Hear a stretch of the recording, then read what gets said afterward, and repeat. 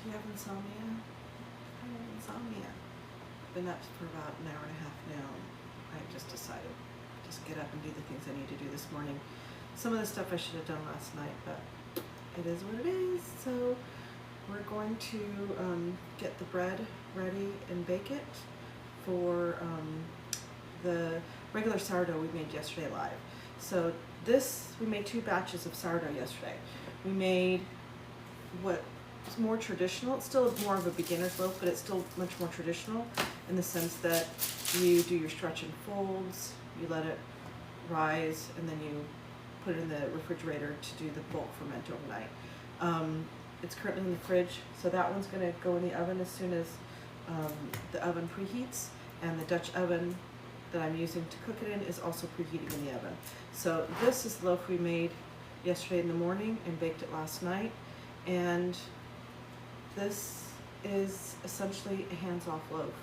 I put the recipe in last night on my page, so go head over there real quick if you want to see the recipe. Super simple though. 165 grams of starter, 400 grams of water, whisk it up, get it so that it's not stringy. Add in 650 grams of flour, some salt, 15 grams of salt. Use a fork before you mix into the flour. Mix up the dough until the flour is incorporated. Transfer it to a clean bowl and leave it alone. Literally leave it alone. It's meant to be done just left on the counter overnight. I started mine a little later in the day and my house is a little cool, so I did put it in the oven with the light on for a couple hours, and it just, so to even speed up that process, that's one of the things you can do. Once it got to a double, like a really nice fluffy double, I just shaped it, put it in the Dutch oven, covered it with plastic wrap, let it sit for an hour on the counter while it kind of just came back to kind of being happy. Cold Dutch oven with the lid on and the dough in. Turn the oven to 450 and leave it on for at least 50 minutes before you test it. It took 58 minutes for this loaf to bake to get to the internal temperature of 205. So it's a beautiful loaf. So this is literally, if you're starting, you can't do it 100% when you're starting because you have to have your starter going for a while to have a nice strong starter. But this is one of the best easy ones that I have. It's cold starter that has not been activated recently. So it's one that I fed. It fell. I put it in the fridge as discard. I'm calling it inactive because discard is a misnomer. I'll have more talks about that when I just start rambling, which I'm already doing. So so just cold from the fridge. This is not any work to do this. You can, from start to finish, you could have it done in 8 hours if you want it from start to finish. And so I have done it, wake up in the morning, mix it up, set it aside, go about my day, about 4:30, pop it in the oven, it's done by dinner. You can, it'll be a nice hot loaf. So at 6 o'clock you'll have a loaf that's cooled and enough to cut into and just have as warm hot bread for dinner. So I'm moving this aside for now. Okay, so next up we have our refrigerated sourdough. And so that one is from Amy Bakes Bread. So amybakesbread.com. I've got my computer here today, so I can actually get the actual one. It used to be called No Knead Rustic Sourdough. So that's why my brain keeps going with in terms of what it's actually called. Now it's on her site, it's called Beginner Sourdough Loaf. And I'm kind of doing a little bit of a mix of the end because she does her shaping after the cold ferment, which cold ferment is in the refrigerator. And for me, I do it, this time I shaped it before we put it in the cold ferment, so you can kind of see what it's going to look like when you want to do the scoring. I have some different tools here for scoring. I'll talk about what I like, what I don't like, and why scoring is a problem for me. So yeah, so we're gonna so we're gonna do that. And I think I put the thing in there. I think I left the sling in the Dutch oven while it's heating up. So, okay. So we're going to get the bread out of the oven, and we're gonna see.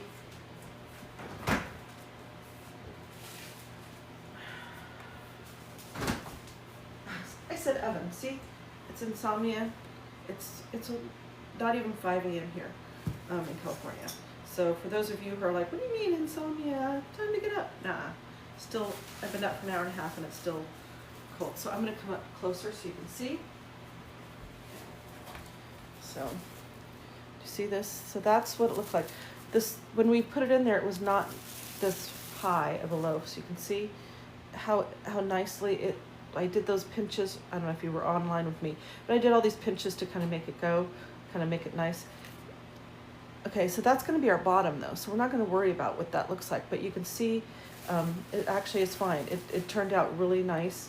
And in the end, even if you bake it, it's going to, the minute you start baking it, it's going to be fine. So we're going to just put it up down here. All right.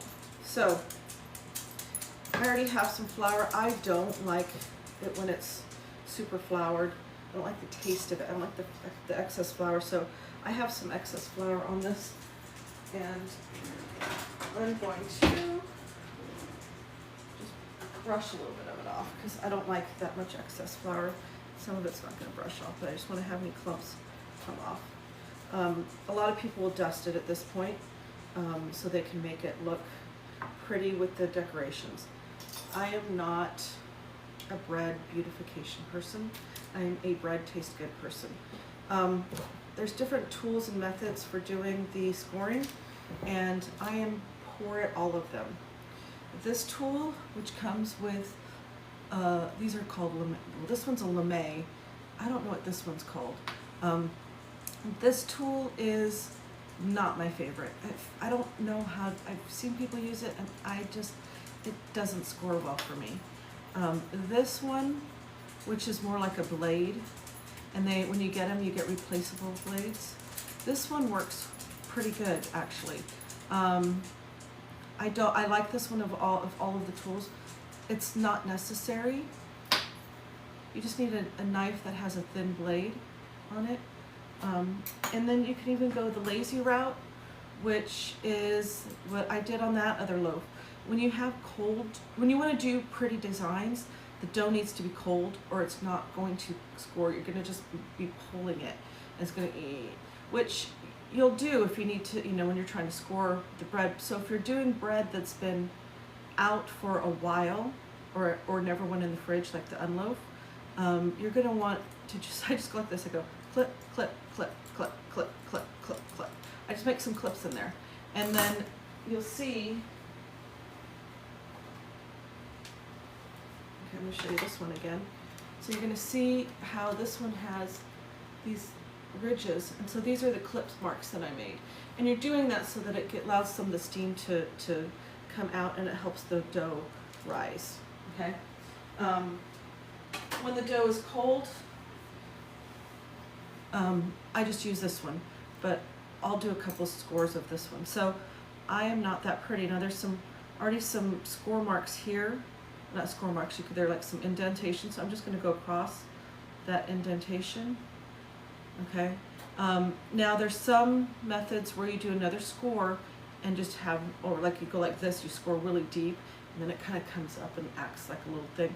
I tend to just like to do X's, and I like to just kind of go, and that's kind of what I do. I am not good at the scoring. I mean, these people that make these trees and make beautiful stuff on it, I don't have those skills, or not, at least not yet, and I don't have the energy for it. So I'm gonna put these things aside. This is all done for now. All right, so we are going to get our parchment paper ready.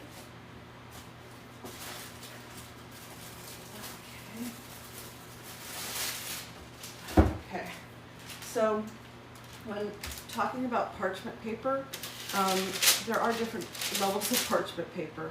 This one's rated to 450 degrees.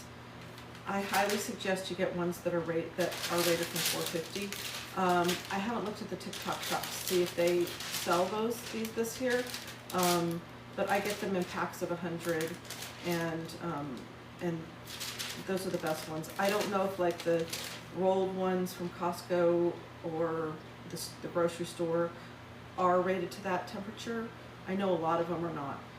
So just be cautious with what parchment you use, and then just, you know, you don't want to have that toxins going in the food. Doing all this work to kind of make your bread healthier for you, don't waste it on toxic type, you know, parchment paper. You don't have to use parchment paper, but it does make everything easier.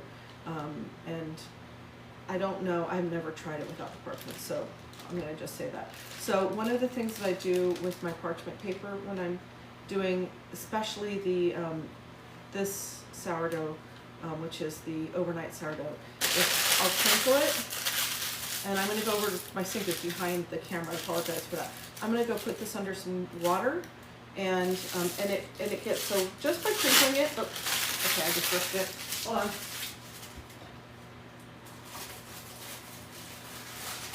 All right. Just by crinkling it, makes it pliable enough to actually form around the loaf.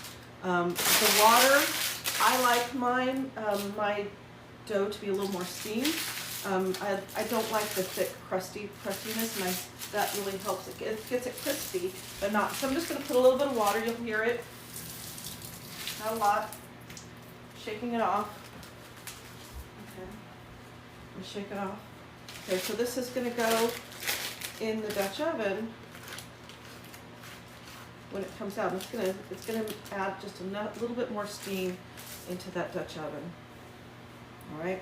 I'm going to now this. I don't know if you notice, it's already relaxing.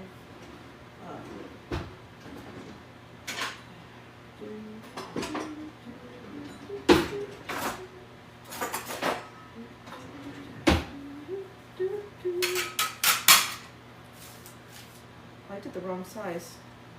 That is the wrong size one. So we'll do another one.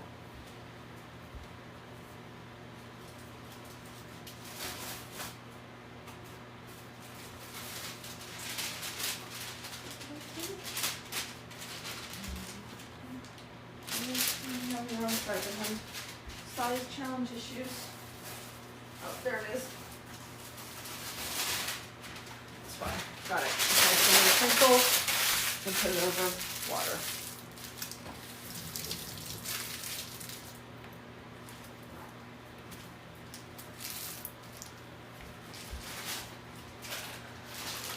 A lot of times what I'll do is I will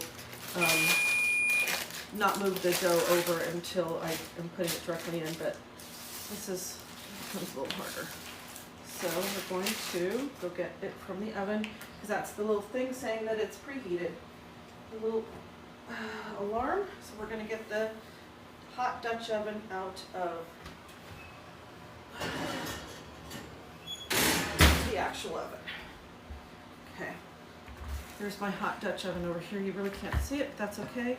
And I stupidly left the sling in there. All right. So there's the sling. Move some stuff around. And this is hot. So, and I want it like this. All right, so this is a sling that helps you lift your bread dough and your bread in and out of the Dutch oven, and helps you keep your fingers from burning. I left this in, it's already cool. I left it in the oven, in the Dutch oven when I put it into preheat. So, actually just gonna go like this.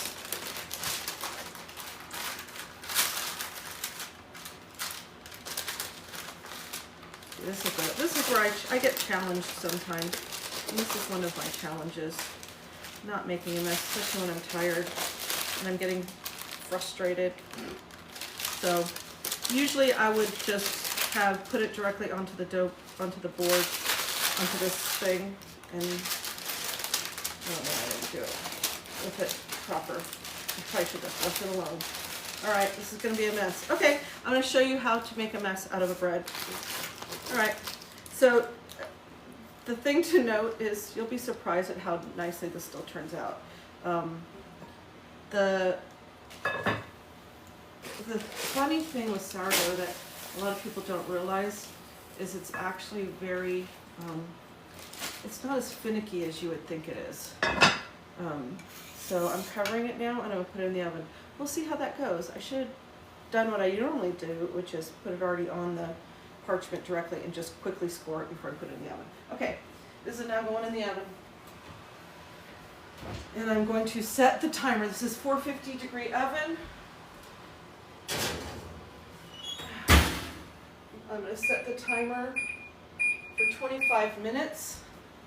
And in 25 minutes, we're going to remove the lid, turn the temperature down to 400, and continue baking. So, a lot of the recipes, let me see what temperature her baking says. Amy Bakes Bread says.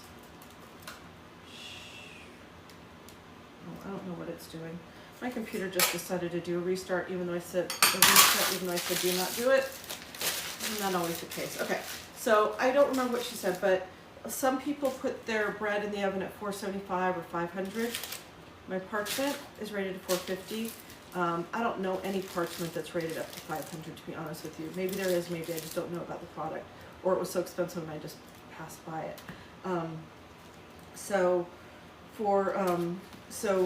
I do 450 and then down to 400. Some people do 475 down to 400 or 425.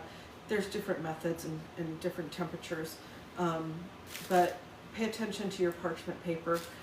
If for some reason your parchment paper only goes to 400, then just kind of adjust how you're doing things in terms of maybe keep it closed for another 5 minutes, cover for another 5 minutes, and you might have to bake it longer. So just kind of pay attention to that. If it's not rated to anything above 400, I wouldn't even reduce it. I would just start it at 400, maybe add 5 minutes to that instead of 25 minutes, cover for 30 minutes, uncover it, and then go another 20 to 30 minutes. Uncovered, and obviously test temperature. Test the temperature of your bread before you take it out of the oven. Test your temperature.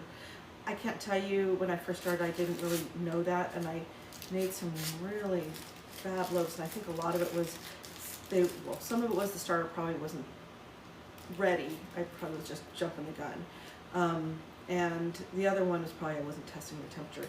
When you get that gumminess or just that weird raw, well, if it's raw in the center, you didn't bake it all the way. 205 degrees Fahrenheit. Sorry, I don't know the calculation in my head, what that would be in Celsius, but I think most people here are from the US. So anyways, so that's where we're at. So next up, we're going to make something simple. I'm just going to do spinach dip. So I didn't gather all my ingredients in advance, so forgive me. I'm going to be kind of bouncing around. At this point, this part of the live is just going to be me in here, Insomnia cooking for the Super Bowl today. Again, I'm on the West Coast in California. Was up at 2:30. I sat there trying to go back to sleep, and at 4 o'clock I just said, forget it. I'm just going to get up and start moving, and probably about 4:15 I really got up and started moving. So now we're at the point where we've got our sourdough in the oven. We have the sourdough we made yesterday. So this is the unloaf. This is if you go into my page, the recipe is in the description of the post that has the unloaf bread in there. And we made this bread yesterday in live. We shaped it in the morning and then baked it in the evening. And then the bread we have in the oven, we also made in the morning and did all the work throughout the day, and I had about 5 lives yesterday as we stepped through the process. Those lives I'm hoping to be able to cut into smaller clips to make it easier and digestible for people. But I just figured might as well take you along my sourdough adventure with me and my craziness. So my little insomnia stuff, this is what I do. Sometimes I probably might go live randomly and do random cooking. I don't know why I do that. I just get up and I'm like, fine, I'm just gonna cook or bake or whatever. Lately, a lot of it has been bread, but I'll do stuff with the sourdough discarding. I might do that today. So when we're done with doing I'm going to make spinach dip, deviled eggs. I know, really exciting, isn't it? And smoked salmon ball today. So those are the things I'm going to make today. First things first, though, might as well just get to the spinach dip, and let's just go. I'm going to go, if I'm away from here, I apologize. I do have to get ingredients because I didn't prep this part of the live, mostly because I wanted to get the stuff in the oven. I wanted to kind of get things moving.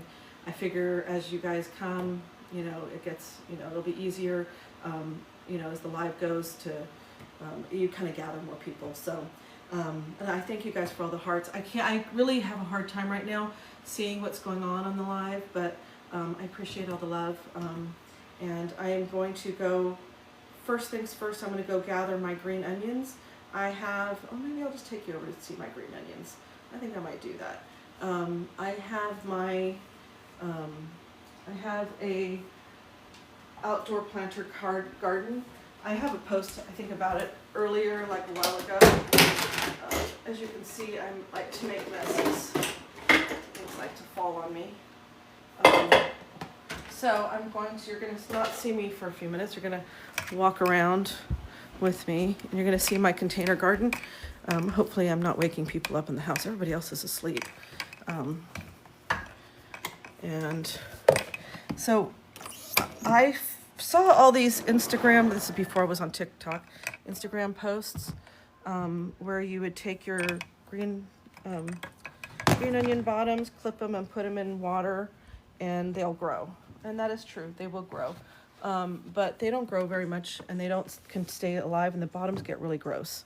So, so this is my dog's, oh, okay, sorry about that. So this is my my green onions. So I started with the ones from the store, and I would use I would go down to the, you know, just to where the greens were almost ended, and then I would stick them in water until they sprout, and then I plant them.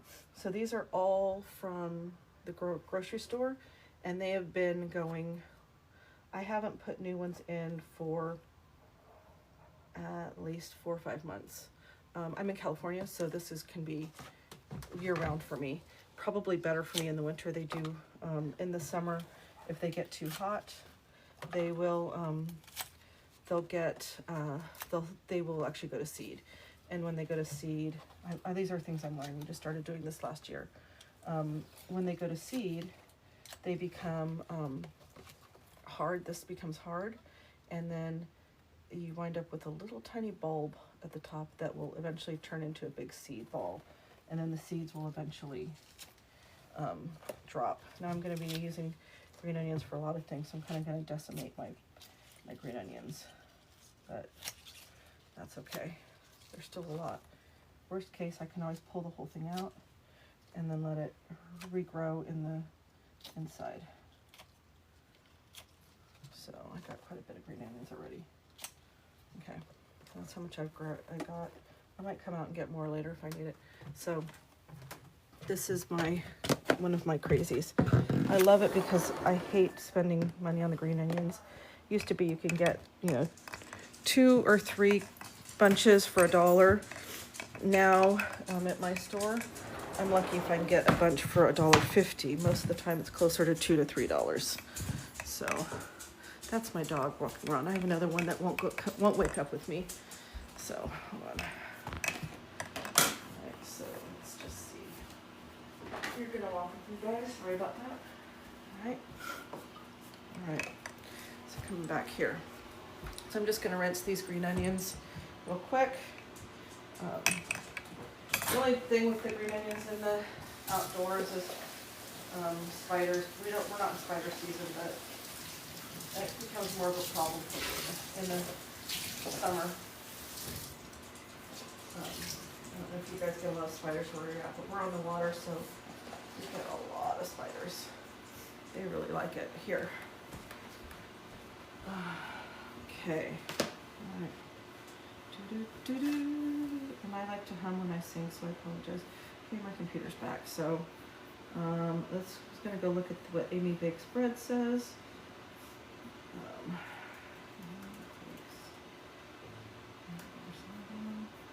So if you search for Amy Bakes Bread Beginner Sourdough, that's a great recipe to start from. Sorry, I'm right over here. So that's a great recipe to start from. And her temperature that she does is, let me just see. Okay, so yeah, so she has hers going at 500 degrees, and then she does, and like I said, my parchment, I won't go that high. So you can, these numbers can be adjusted, but it just means that you have to adjust how much time you have for your lid. I'm gonna move this guy a little bit, so I'm not even anymore. Okay, see. You have to adjust your time with the lid on and the time with the lid off as well. So,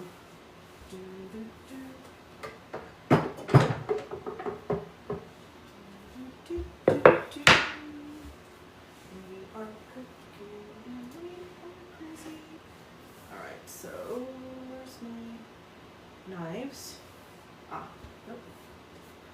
I'm just looking for a good knife that's not huge. I'll just use this one. Alright, got my knife, got my green onions. I'm going to get my bowl. I'm behind here, get my bowl, get some paper towels. Alright. Okay, so I'm going to just start with the green onions because those need to get chopped up. And we're going to use green onions for both the salmon bowl and the spinach dip. I know everybody knows how to make spinach dip. I mean, I don't know how many of you are old like me and remember when spinach dip first became a thing. And the original spinach dip recipe was using the leek soup, and it had leek soup, green onions, mayonnaise, sour cream, and water chestnuts. I honestly am not a fan of water chestnuts, so I never did the water chestnuts. And I thought, oh, actually it was vegetable soup mix. Vegetable soup mix. And so I like the vegetable soup mix, and that's pretty much what we're going to do today. But what I wound up used to doing is I take the leek and I do one leek and one vegetable and vegetable soup mix, and then that would, and then I thought that was a better flavor. And I don't do the water chestnuts. So anyways, I'm going to get a separate bowl for, just dry this guy out. I'm going to need some of the green onions for the salmon bowl. This just had the clean green onions in it, so I cleaned it up. All right. So I don't know. I just remember that I know now most people don't put the water chestnuts in either, but for a long time that's what everybody thought of. Since I've already used these, I've already clipped these out there.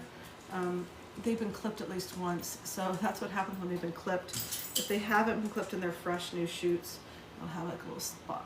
But this one, this has been clipped at least once, which means I got about that much from it probably.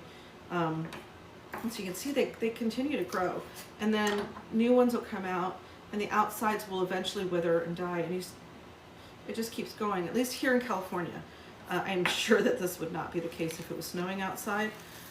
Or even cold. We do get frost here. We've been in a frost advisory probably 50% of the time since the early January. So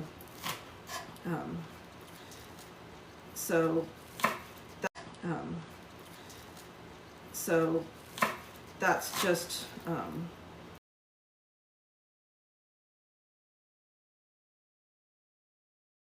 not a person that does dirt. I actually make my husband do the gardening. I just tell him, please plant these for me, please. And most of the time he does. So I just want to pull that out. So I'm a little tired, so this is probably not nearly as neat and clean as I would normally do. And I normally let these dry off a little bit more, but I'm being impatient this morning. So let's see what we've got. Okay, I have no idea. If you guys want to see more of my live videos or go start getting recipes, go ahead and click on and the follow button up there, so you can see, so you can keep updated with me. I have a website that I've been running since 2013 that has like well over 600 to 700 recipes. It's called Dish-Ditty. I have to be very careful now. I don't want it to be thought of that it means the same thing. So it is, it has a lot of recipes. The spinach dip, the salmon ball recipe, the loaves that I have, this is Amy Bakes Bread, so I have it mostly, and I have my variation, which I'm doing today, which hasn't been posted yet. So my base is Amy Bakes Bread, and then I've kind of modified the process to fit my style. So that's what we're doing. All right, so we're gonna now go and get our sour cream and mayonnaise and our Knorr vegetable dip. And this is, as everybody knows, this is the easiest thing in the world. And I have, get my ingredients.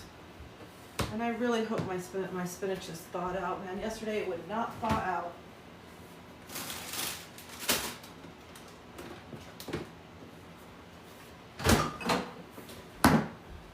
I don't know why I don't just use spinach as my ice packs. It works better than the ice packs you get from the store. Okay, spinach. Oh, I need the Knorr vegetables.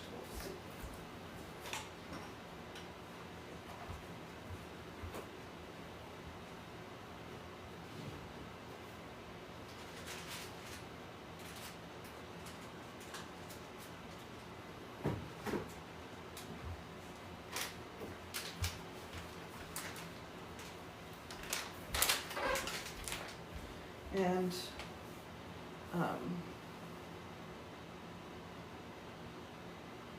oh, interesting. I thought, oh, here we go. Oh, so I was like, I thought they had the recipe online. So, in terms of on the back of the box, but I guess now they just have a QR code. I'm just going to go to my site. I just remind myself, because usually I haven't made this in a while. So, spinach dip, dish, D-I-T-T-Y. So whenever I search for my own stuff, I search for, I put my name in it. So the recipe for this one is 2 cups mayo and 3 cups sour cream, and I'm doubling it. Wait, no, that's actually the double. 20 ounces, yeah. So this is 10 ounces. Yeah. So so it's going to be 2 cups mayonnaise and 3 cups sour cream with 2 packages. So we are going to, right, 3 cups sour cream and 2 cups mayo, right? Okay. Might need another container of mayo. We shall see. So I get a lot of these little ones. I keep getting jars because I wind up giving out my starter to friends. So I forget to give them sometimes these little paddles that comes with the jars. So let's do the mayonnaise first. I think this mayonnaise is pretty much 2 cups.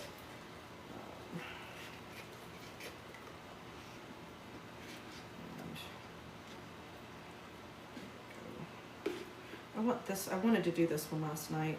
It really is better the longer it sits, but Super Bowl's not for another 8, 9 hours, 10, I don't know.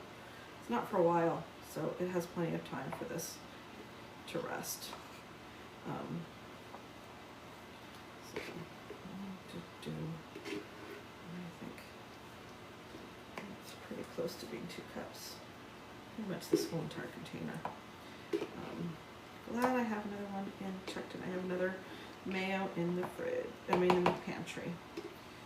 All right. I'll just get it all out of there. So I'm I wish I could see what you guys are typing. I haven't got to that point where I know how to do it and see what's going on and do comments on my computer. I know there's a way to do it. Yesterday was my first day of actually doing any live, so I'm kind of starting slow. So if you have comments, if I see them, I will try to do something with them, but I don't know how to keep them up there. So as people join, you come in and out, and that's what it is. So there's that. I know, guys, this is not exciting, right? But we got the bread in the oven, and it will take another 5 minutes with the bread in the oven before we take the lid off. And I'll show you what it looks like when we're taking the lid off. Yeah, I like the Costco sour cream when I'm doing this because it's much cheaper. I think this was what like less than $6 for this. And I don't know, things have gotten so expensive now. Doesn't make sense if I'm not doing something like this, but if I had to buy 2 containers, or it would just not be good financially. All right, well, they're not that bad. It's not like sour cream, it's like eggs, right? Oh, and yeah, eggs. Have you guys had eggs issues? We out here we're having eggs at about $7 to $12. It's a really wide range. $7 to $12 a dozen. At Safeway, they were about $7, $8. They're about $8 a dozen at Safeway yesterday. Costco I bought 2 days ago, and it was, I could only do 5 dozen. They didn't have the 2 dozen sets, and I was like, well, let's see. And then, but I calculated it with the 5 dozen, and it was $3.70 or something. So it was not bad at all. So I bought the 5 dozen. So my husband wanted deviled eggs. I'm like, what do you want me to bring for Super Bowl? And he said deviled eggs. I'm like, at $1 an egg? So he says, no. But then when I saw that reasonably priced eggs, kind of sad that, you know, $3.70 is a reasonably priced egg dozen when that used to be the price of 2 dozen at Costco. Yeah. And that was, I'm not even talking about 2 dozen. That was you know what, 3-4 years ago. So, and just last year it was, we were at about $4.50 a dozen out here just before the egg crisis. So I'm gonna go, once I do move this over, I'm gonna go wash my hands. I'm gonna go off screen to wash my hands. I apologize, but I just got stuff all over my hands and I get grossed out by that. So.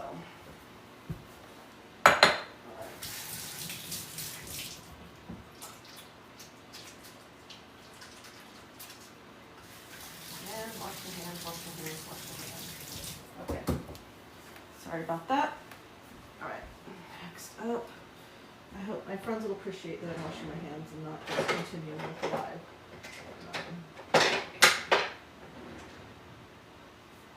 See this? One of my friends gave me this.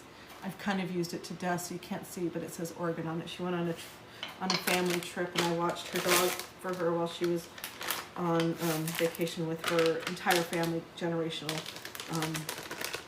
and she got me that as a thank you. It was so sweet. I love it. It's one of my favorites. Okay. I know everybody's made this dip. This is not anything special, but it is still one of my favorites. I'm a dip girl. I don't know about you guys, but if I'm having chips, it's not about the chips, it's about the dip. The chips is just the delivery mechanism. Nacho cheese, nachos, any kind of nachos you give me with any kind of vehicle delivery system for the stuff that's on top. That's what it's about. All right. This one was pretty good. I don't know if you noticed, there wasn't too many clumps. Sometimes they're really clumpy and you kind of have to get those clumps of salt away. Now the moment of truth. What is this?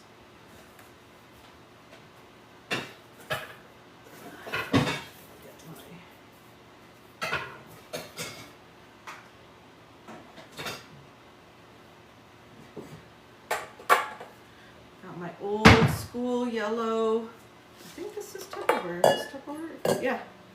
This is an original Tupperware. I think this was my mom's. That can't be my mom's. I think my mom must have given it to me, or somebody gave it to me. But I've had this for, maybe I got it when I first moved out or first got married. I'm not sure. But I've had it for quite a while. Okay. All right, oops. All right, It is thawed. Oh my gosh, yesterday I went to, well, that's one of the reasons I got a little annoyed last night. I'd had it out, you know, even I did like a little mini defrost in the microwave. I didn't want it to be, you know, warm, but a little mini defrost in the microwave.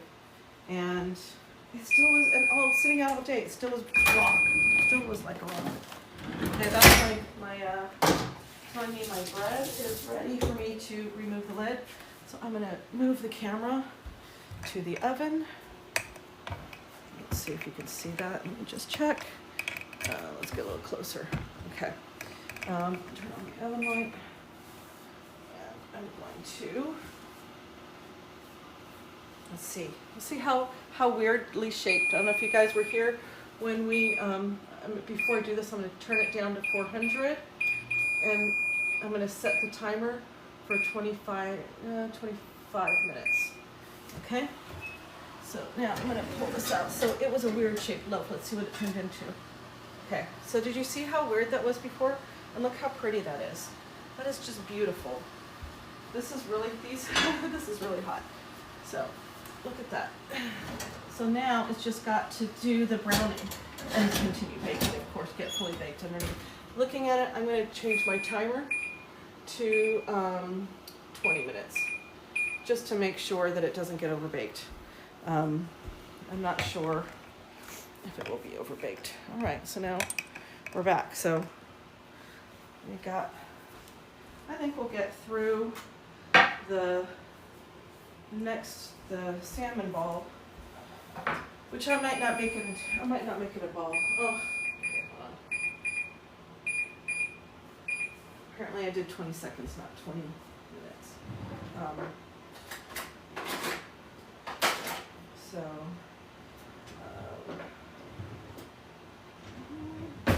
So this is, so as you all know, when doing the spinach, you want to drain all that because there's a lot of liquid in here.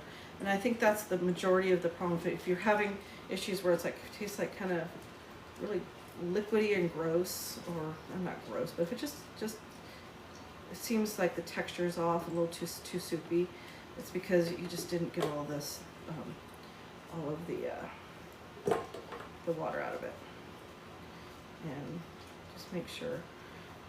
A lot of times I'll do this with my hands, but I really don't feel like doing it though. It's still, actually, you can see it's still icy. I swear, I think I just need to get these as regular ice packs. Put a little bit of Jimrant in a Ziploc bag, and this thing stays frozen for days.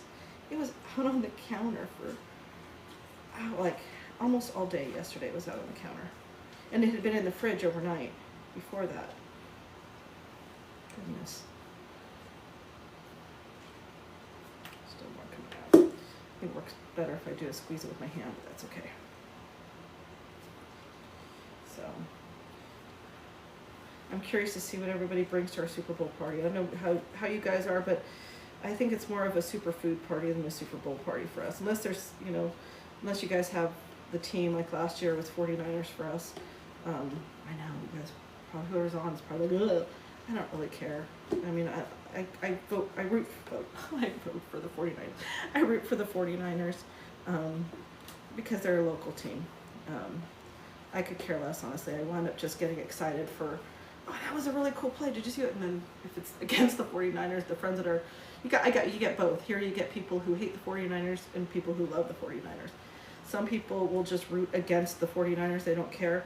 Some people are Raiders fans. Some people were Raiders fans and are no longer because they moved. It's just, football. Right. It always amazes me that this was 2 packets of spinach and it was probably 2 pounds before it was cooked. And that's, can you see how much water came out of that? That's a lot of water. So I'm going to put that back over here for just a second. I'm going to grab parchment. I had this parchment from earlier. I like to use the parchment underneath stuff when I'm doing things. Oh, I didn't do a very good job of stirring this on this side. It wasn't, you can see it wasn't fully stirred. Get that stirred up a little bit more. Put the spinach in, get all that stuff off the side. Yeah, I usually like to stir up the mixture first and then kind of get the spinach drained so that you can see it gives time for all that stuff to come together. So when you're stirring up your spinach into it, the mixture's already good. Okay, and I'll make a couple forks. Separate it out a little bit, and I'll separate it out with my hands as well. So,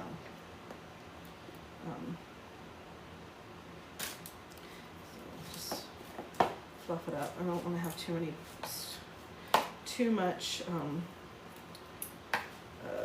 don't want it to be too clumpy. That's another problem I have. And I'm a lot of times very lazy with this, and I will let it be clumpy, and I don't care. Eventually, you can smooth it out. But there we go. All right. And I'm going to bring this, when I bring this to the Super Bowl party, the spinach dip will be in this container, and the bread will be prepared, meaning I'll cut out the center and I'll cut up all the little pieces, and then when I get there, I'll put the dip into the,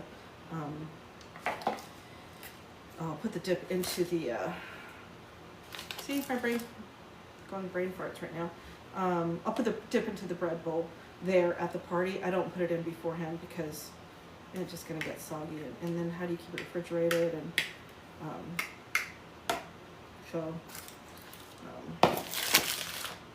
right. I'm gonna stir some of it in. And this is a double batch, which I don't know about you. The reason I'm doing a double batch is because I'm going to probably keep a little bit of this at home for myself, a little container, because this is one of my favorites. I said earlier, I'm a dip girl. Give me dip, give me dip, give me dip. I don't care what I'm dipping it in. Is it a bread? Is it crackers? Is it chips? It's all about the dip. My husband's the opposite. He will go like this, and I'm like scooping. So it's funny to watch different people with different things that they prefer, but he's all about the salty chip. Give me something sweet or give me something creamy. So yeah, as you can tell, it's isn't this cute? I got this as a gift a couple years ago. It's like a nice cute, you can tell, you'll see, I like Snoopy. It's my character. One of my dogs that I have now, his name is Snoopy. We did not name him Snoopy, but he is ours because his name is Snoopy.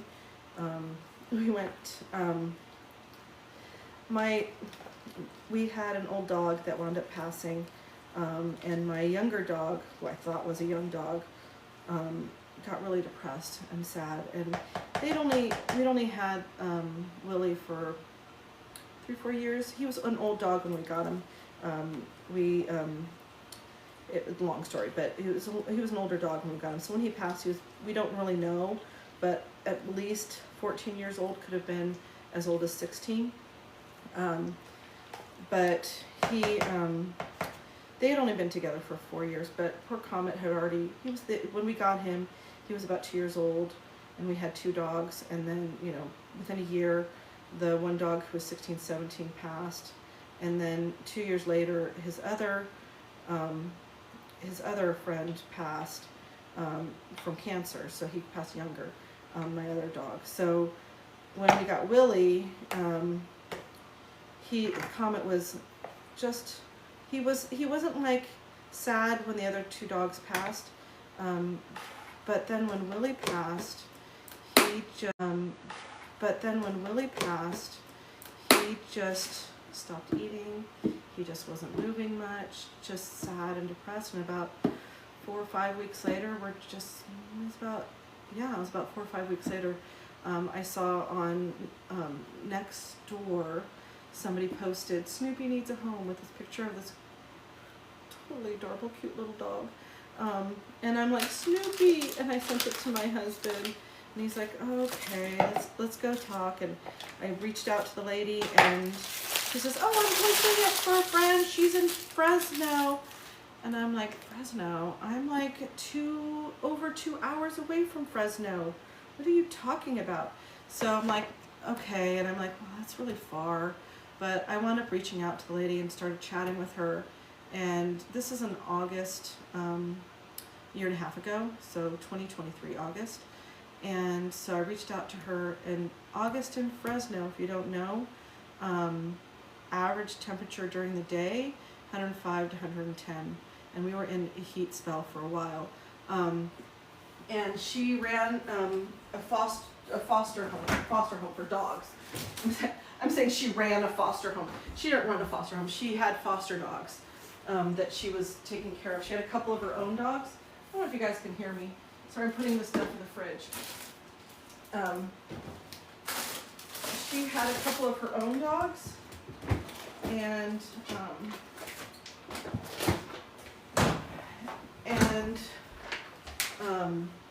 her dogs, I guess, I don't know why this Snoopy was different, but he had been found just wandering on the freeway or off the like main roads, fast roads in Fresno, just wandering.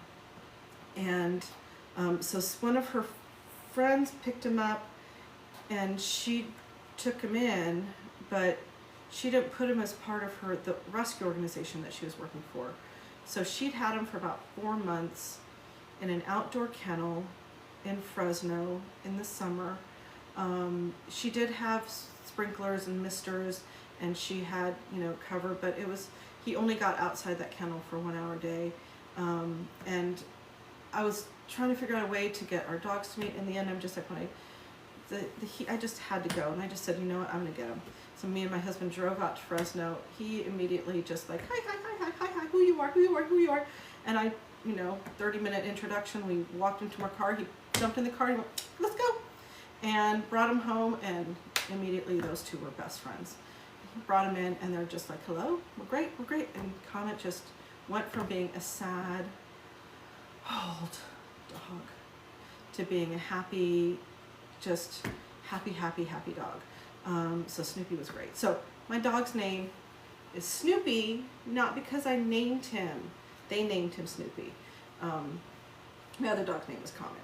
So, all right, so let's see. We have about 10 minutes. So I'm going to start getting prepped for the next one, which is the salmon ball. So I'm going to put this stuff away, and I got to get that recipe up because I have not done that one for a while. And I think I'm not going to do it as a ball. It can be just as a spread. So I'm probably just going to do it as a spread.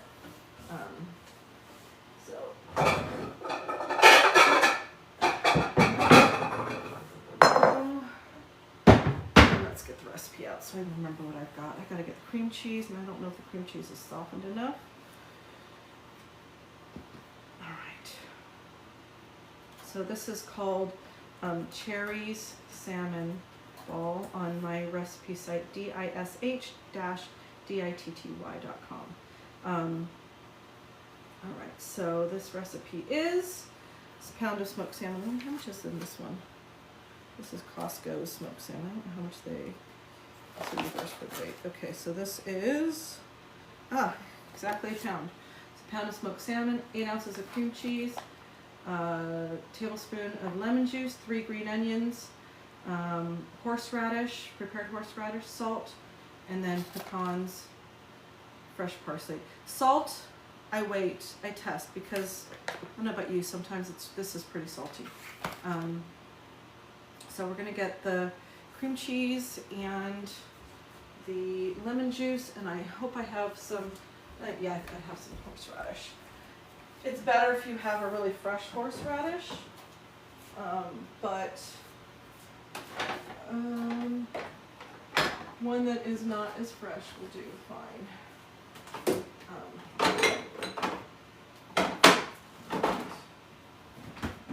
And fresh lemons. I think I have a fresh lemon.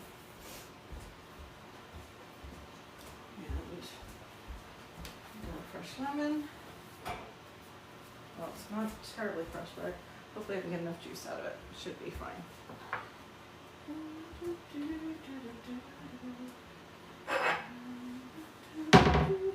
Sorry, I do like to sing when I cook. We got this, we got that.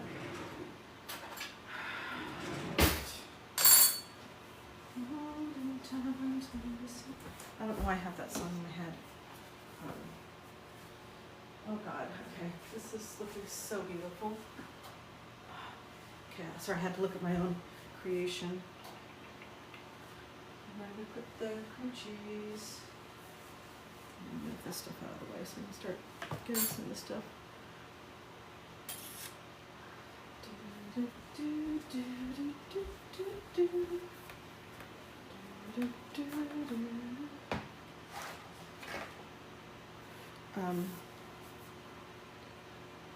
I'm going to, this one can come off, placed on Costco. You'll find that I only shop from a few places. My latest craze is TikTok shop. I've kind of been trying to limit my Amazon. So that becomes a thing for, my dog Snoopy is a bread addict. So we have to make sure he doesn't get bread. He has actually eaten almost an entire loaf of bread. We didn't realize he could get to it on our counter. He's a short dog. We didn't realize how he could just get it. We went out, just had baked the bread and was letting it cool, come back, and I see what looks like a little, so this is all that was left was the inside. And it looked like, you know, foam. It just didn't register. And then, where's the bread? And realized that's not foam. That's the last of the bread that he didn't eat.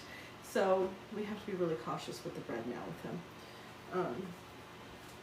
So we have a board, a bread knife, not a bread knife, a regular knife. So yeah, my main shopping places are for kitchen items was Amazon. I do a lot more online shopping, so TikTok shop became a thing for me. Just having fun, buying stuff. But now I gotta find that cream cheese. There's one here, so I'll just use this one that I had two. So let's see. A moment of truth. Is this thought out enough? Yeah, it is. I think it is. I think so. I think it's room temperatured enough. Right. If not, I can throw it in the. This one is also one that works better if you do it in advance. Again, I think we're doing it early enough that we can that it will work just fine.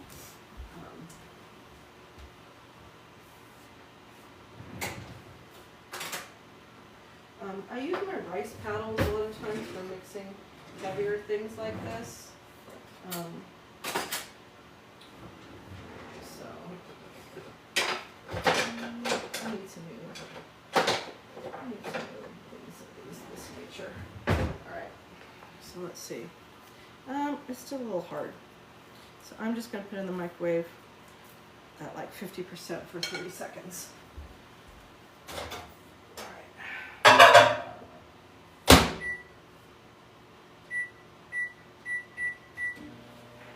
Okay, I'm getting that done. Oh, I need to get my drink. I'm getting hungry.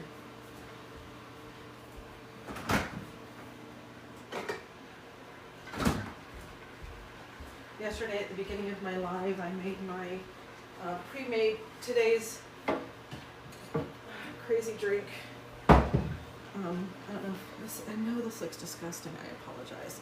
But it's healthy and it makes me feel better. Great for my digestion. Has my vitamins in it, has my probiotics in it. So and it essentially is my meal replacement. This is AG1, and I do 350 milliliters of water, 2 tablespoons of chia seeds, and then fill it up to get the juice. It's usually so it's probably about 100 milligrams of juice. I like the 100% juices: cranberry, cherry, cranberry, pomegranate, whatever. I can't stand the smell of it, so I use a straw.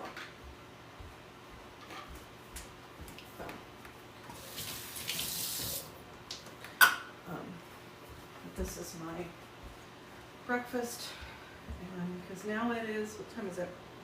It's not even 6 a.m. here in California yet. All right, let's see was that enough? Yeah, perfect. Okay, so we're gonna get the lemon juice. I'm just gonna be lazy about how I do this.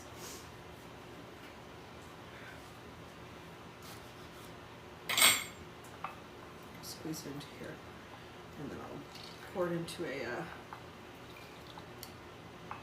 do a little strainer action. And I only need, I think I only need a teaspoon is what it says. And it's just a teaspoon, right? A tablespoon. Okay, tablespoon. Yeah, so that's about a tablespoon. Yeah, that's fine. All right, that's done. And we're gonna do the horseradish. And this one is a tablespoon as well. So these are 3 teaspoons, but tablespoon. So that's going to be about 1.5 of the heaping teaspoons. There's a tablespoon. Put this back here so I can just don't have to worry about that. All right. And throw the green onions while we're doing this. Onions go in. Should have chopped them up a lot more, but that's okay. I don't mind it thicker, but they were still too wet, and I was being impatient. I don't know if you guys are impatient cooks. I'm an impatient cook. I am the youngest of 6. My mom had to cook for 8 people, and she was the master of cooking for a crowd, and doing it in less than an hour, on a lot of times even less than that, or with just a few minutes of things that you do, and the rest, oops, drag, I don't know what that's, I will end, I want to dry it, okay, oops, gotta move the puzzle piece.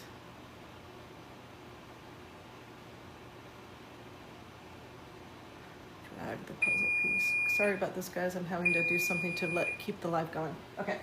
So let's turn the timer off, and I'm going to test the temperature. Here's my, okay. I don't know if you can see how pretty that is. Does not look quite done to me. No, it's close. Oh, no, I'm going to go another 2 minutes. Well, that side's done. Maybe it is done. It looks done, actually. Okay, it's done. I'll do one more side on this side, make sure. Okay, it is done. So it's reading at 206 consistently around. I had one spot that didn't really, it's like 202, but anything over 200 is good, with the majority of it being there. So, all right, you're gonna come around with me. You're gonna come around with me, guys. So you can see this is, all right, I'm gonna get another parchment. I use my parchment as ways to just keep my counter a little cleaner. All right, so can you see me? I'm gonna go this way then, since I'm on that side. Can you see me? There we go. All right. You can't really see, can you? Let's do this. There we go. Hold on, I've got to get this so that it doesn't fall down. All right, so the bread sling, this is actually not hot to, it's slightly hot to the touch, but you can see how much easier it is to pull out. And then all I do is take it off. And then, so this one is, it is fluffier than the other loaf, but I'm gonna bring the other loaf by. Bring it next to side by side to it now. Let me close this guy off real quick. Where did I put it?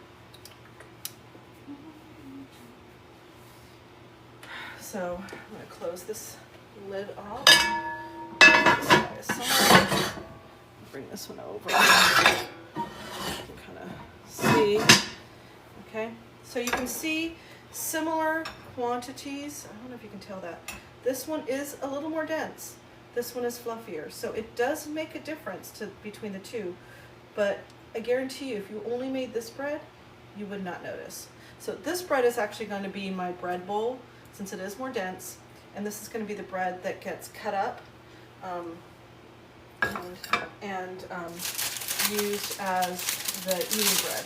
Because again, it's going to be more traditionally sour, a little more sour than the other one because it sat in the fridge. Where are you, bread?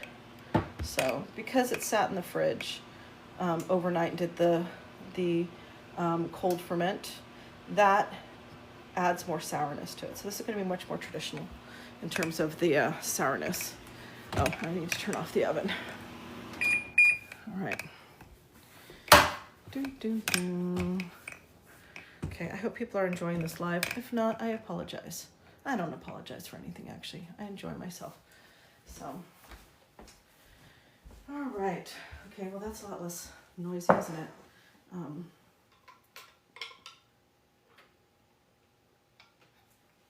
All right. Okay, next up. I like this to be really smooth. I'm gonna keep mixing it a little bit. A variation on this is you can add dill, and I'm tempted to add some fresh dill to this, and I think I might. You don't have to add dill to it. You can add dried or fresh dill. Fresh dill is obviously better. And I did get some fresh dill from the store yesterday. So, another parchment.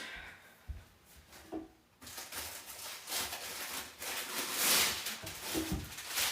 I buy these by the 200, like 100 or 200 per set package, because I use them for more than just baking on. I use them for keeping things clean on my counters. Or at least, you still have to clean the counters, but at least it's not as bad.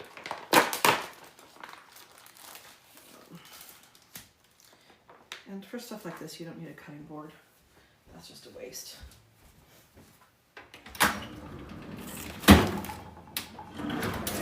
Now this stuff is so oily, it's not even funny.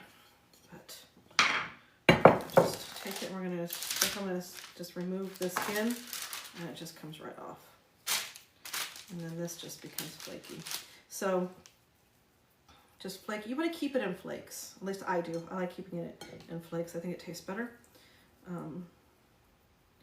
So now I feel like this recipe is slightly off. I feel like 8 ounces of cream cheese to a pound of this is not right. It feels like it's going to be not enough cream cheese. I think I miswrote that recipe. I think it's a half pound. So right now I'm gonna stop at about half of this salmon, and I'm gonna wash my hands. We're gonna mix it in and see what it looks like, and see if my recipe on the site is right or wrong. Because I usually just do this by sight.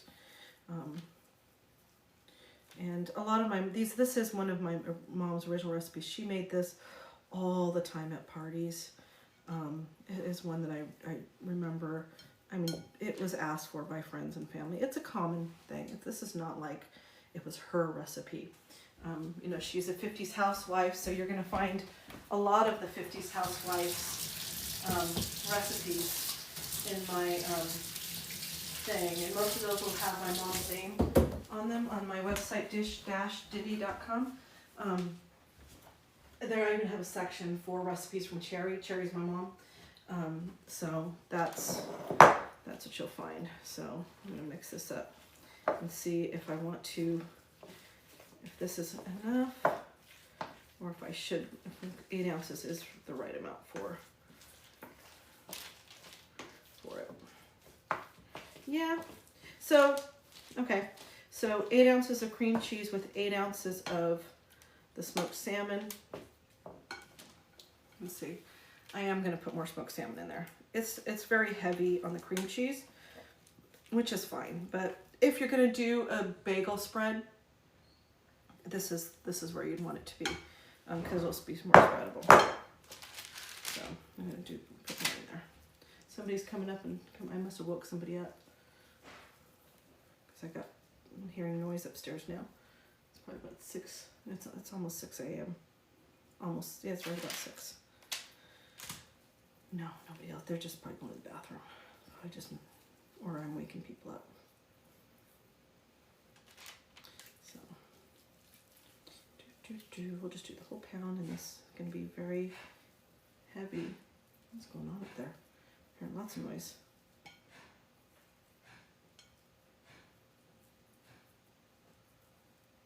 All right. Okay. I'm going to take this aside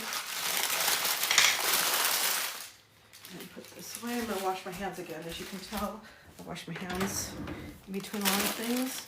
My friends will appreciate it. This is so greasy. I can't stand this feeling of things on my hands. So.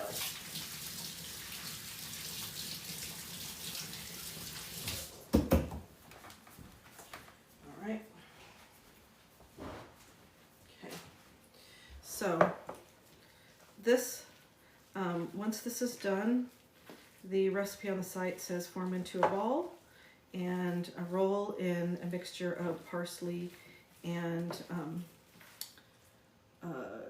pecans, I believe it is, chopped pecans. I really don't feel like doing it as a ball, so I'm probably just going to put it in a container that I can leave there and just put a little thing so a little knife so people can spread it onto the bread. I'm going to slice up some of the sourdough in a way that it can be used for this, or maybe I'll just bring some crackers. We'll see. All right, yeah, so see now, you can see this is thicker.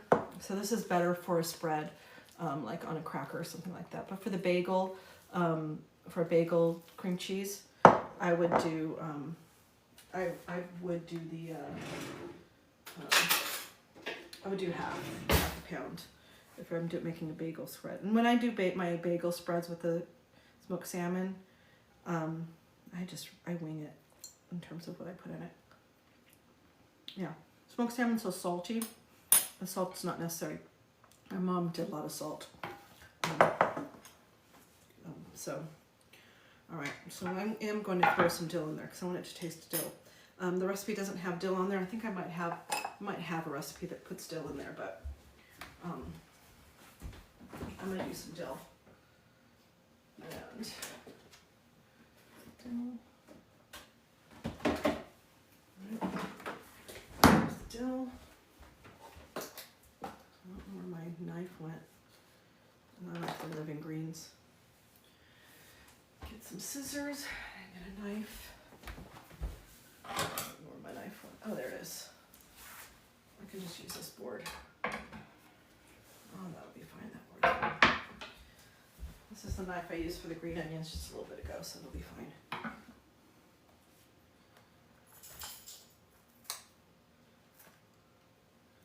Now, the living greens, you can take these and just plant them in your planter garden as well, which I do sometimes.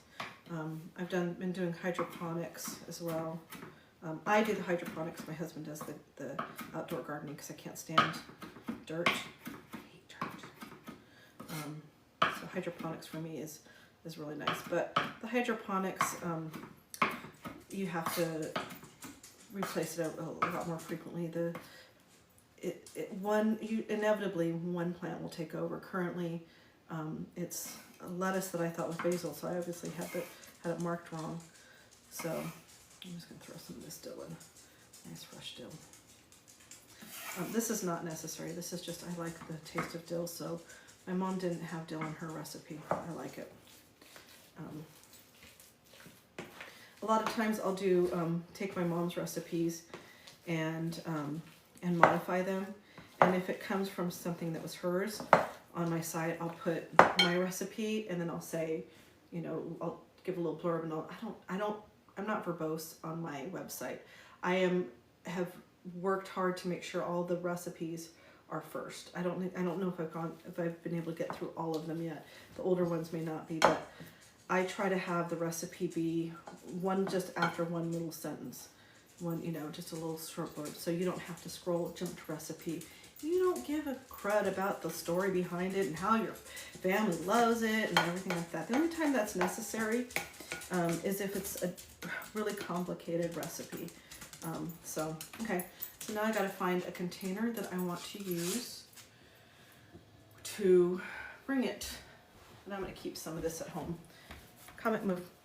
My dog Comet is right underneath the tripod.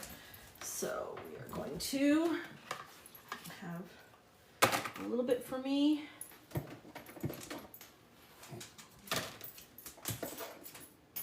All right, a little bit for me, and then, because this is my favorite. I probably should have done 2 pounds of smoked salmon. Okay, keep that for me.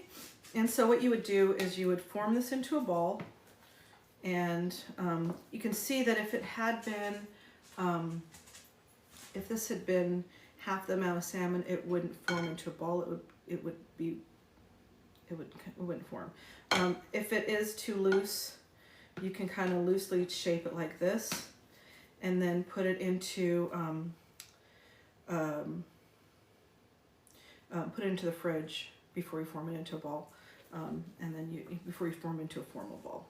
So, but I am actually just going to go like this and put it in a container that I can leave behind, and I'm not going to worry about anything else. And then this is going to be something that I'm going to taste when I cut into that bread. Let me make the bread ball. So give me a second while I take these things and get them back into the fridge. I need to cover these two and get them back into the fridge along with a couple other ingredients. All right, so hope you guys are having a fun morning. California at 6:05. You guys are probably in the East Coast, up and about, all happy. And we are, a lot of us here on the West Coast are still asleep, but I have insomnia, so guess what? You get to come and cook with me.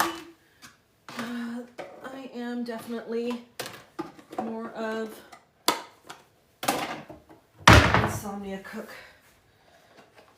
Alright, I'll probably be crashing out at 9 a.m. I'll probably be back in bed. Alright, refrigeration.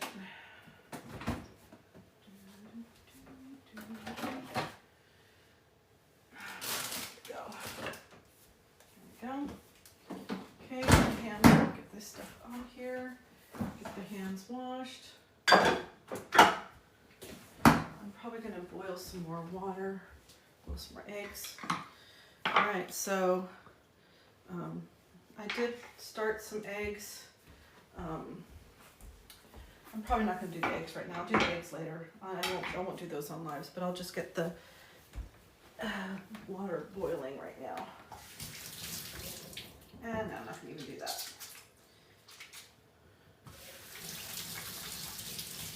Let's just get the bread cut out for the, get the bread bowl prepped. Let's do that first. We're going to get a couple bags. All right.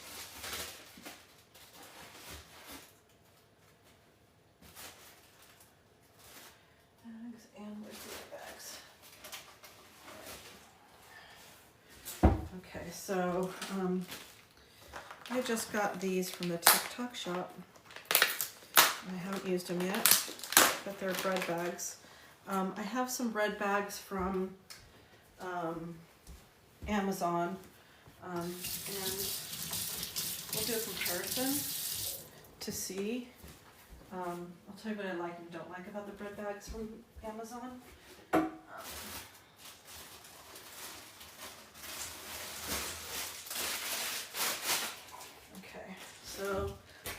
white, so they're not bad. They're not bad. I just feel like it's complete. It's really is just a plastic bag and doesn't have anything breathable in it. I don't know if these are any different, but it does fit. It'll fit probably that loaf. The unloaf, it's a little smaller. It'll fit it in there. This other loaf is just too big for it. So we're gonna do a little comparison and see what these ones are like. Now, let's just see. You're getting to see what I see. All right, so I'm just gonna grab one. Yeah, this is similar, and I like these little stickers, these handmade stickers. So this is it's probably backwards for anybody on live. I don't know if you guys get to see it the way I see it, but I don't know if the live will swap it for you automatically. And then the stickers from, what have I got on Amazon? There it is. So those are nice too. Both of them are nice. I don't think it matters in terms of the sticker doesn't really matter. But okay, let's take a look at the size difference.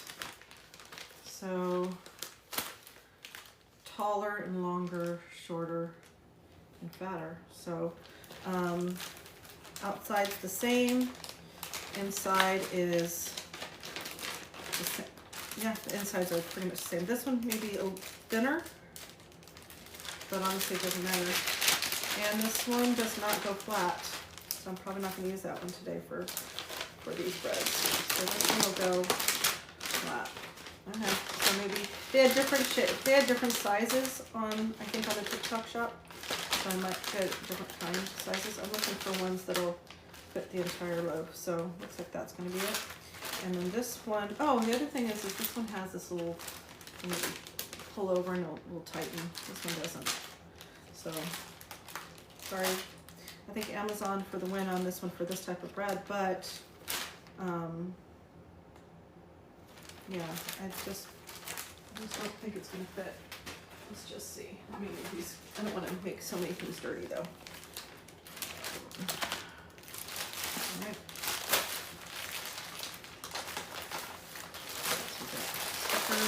Oh, and then I got these kind of bags, which are for more like the sandwich loaves. So this is the sandwich loaf. This is just a typical plastic bag. It's just longer, and so and not as much plastic as like a thick Ziploc.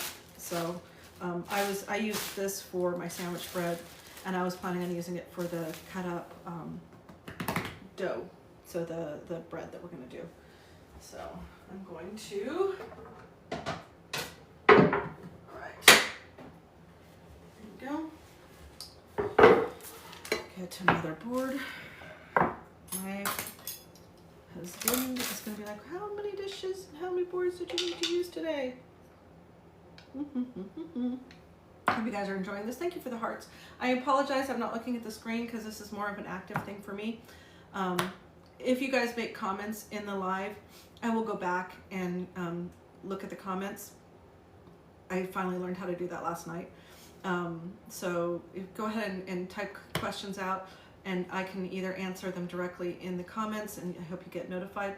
Another thing you can do is go up, try to follow me if you can. Click follow. And then you can go click on my profile. And any of the bread posts that I have, just send me, I'd like to learn about this in live or in a post, you know, however you like. So pick what you like, and just tell me what you prefer or what you're looking for, or even if you just have a quick question I can answer in the comments. I'd rather not do DMs. Most of the DMs I feel are spam. So we are going to get this bread bowl. I'm going to turn this into a bread bowl, and we need a good knife for that. Where's my, there we go. Okay, here's my bread knife. I'm going to do this knife and this knife. I got a little bit of both. So this has been sitting out since last night when I baked it. And then I need a bread knife. All right. This is from, so the stuff that I have a lot of stuff here from TikTok Shop actually.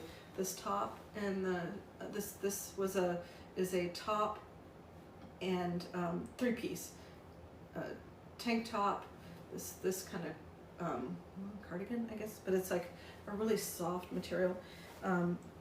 It comes with some leggings, but I'm wearing Judy Blues right now, so those are TikTok Shop items. Straws, I don't remember if the straws are TikTok Shop or Amazon. But this knife is TikTok Shop. It's Zule. I don't know how to tag products in live, or if I'm even allowed to yet. I can tag products in my videos that I post, but if you like it, I don't really care. I mean, I'll probably do posts about this knife. I have the Henckels. Let me see if I can find my.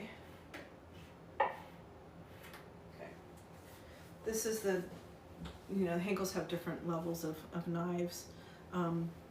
This is a double. This thing is 20 years old, 25 years old.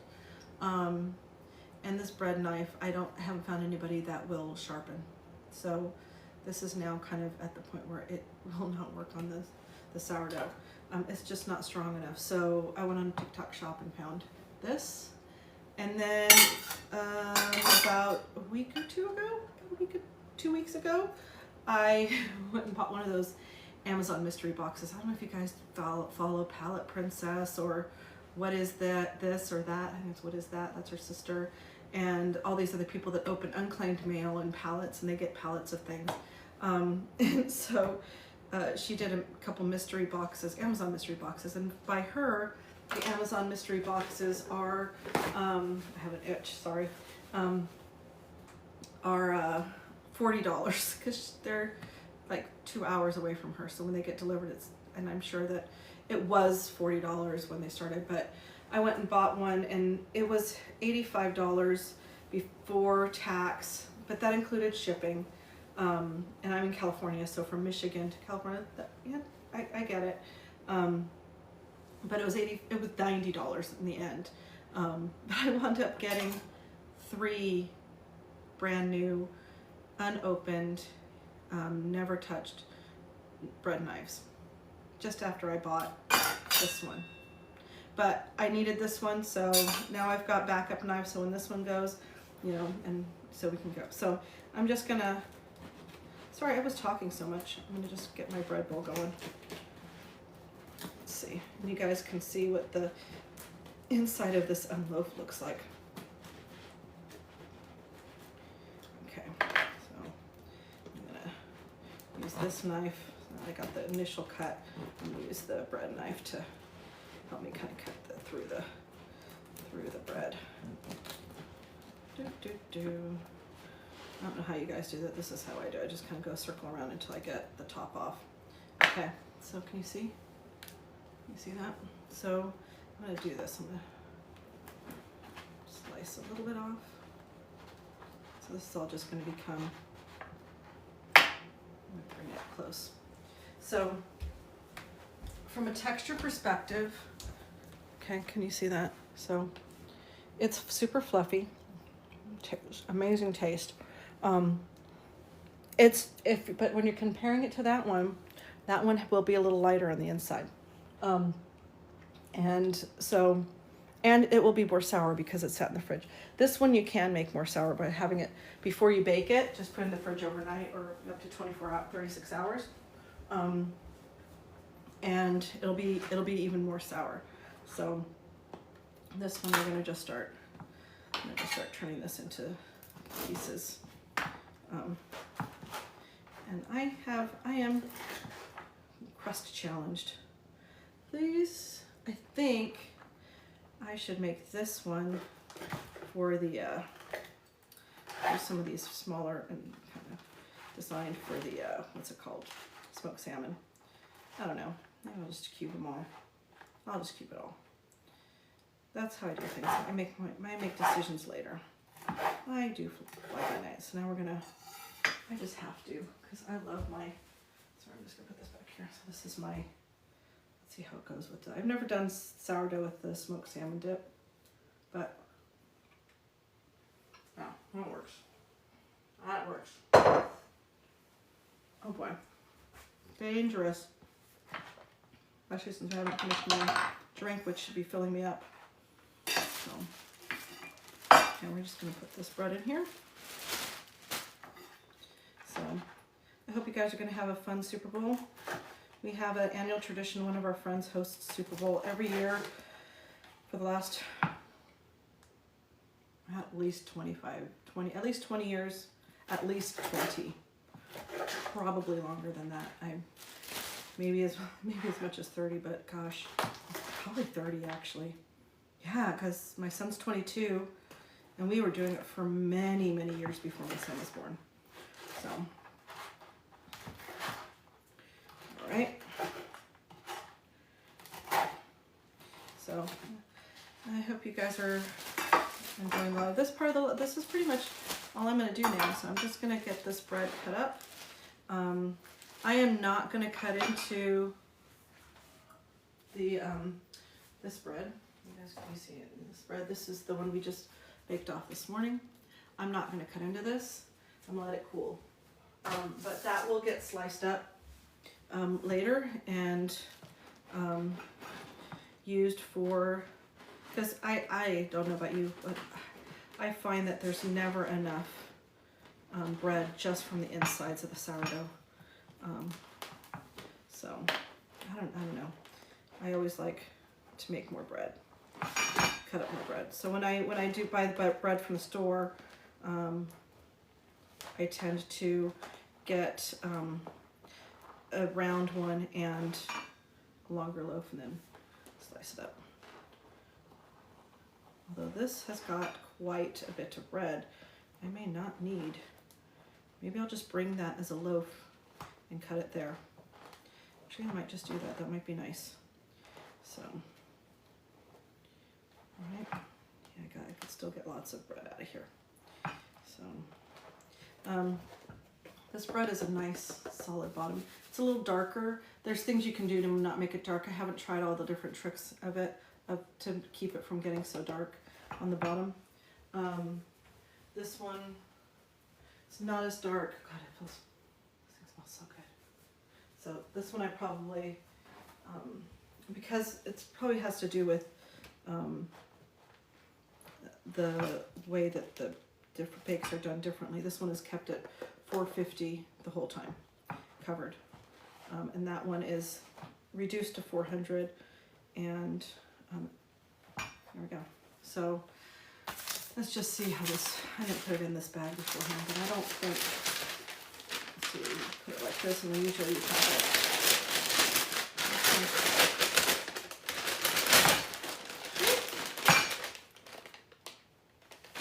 I think, sorry, I'll get lost. I can eat it. Actually, it fits. Okay, I'm going to keep it like this, and I'm going to put a sticker on it. Not a ring on it, I'm putting a sticker on it. But I do love it. Okay, so this sticker's a little small, so I'm probably going to have to do multiple stickers to keep this one closed. Okay, I'm going to do the other sticker. I like the other stickers better. A little bigger.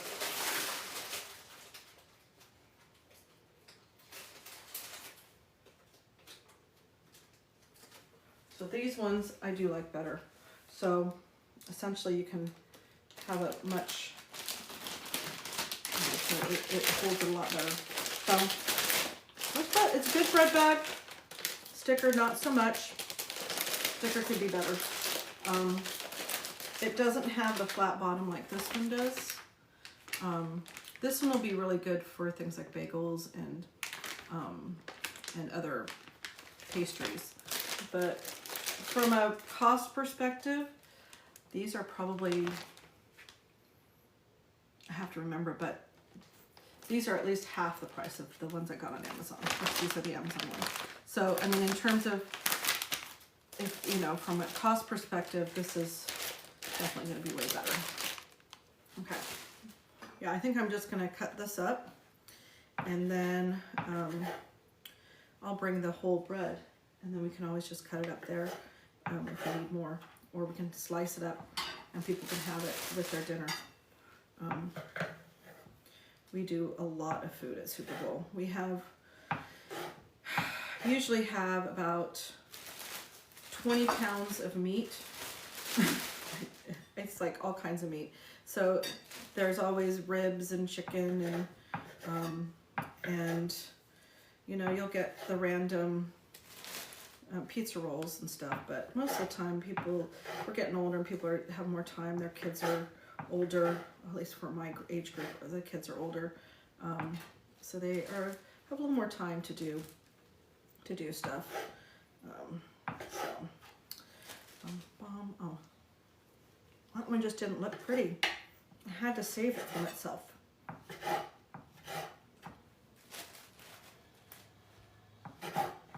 So, all right. Well, that's probably not enough bread. See what I mean? That's really not enough bread. But I don't know. I may choose to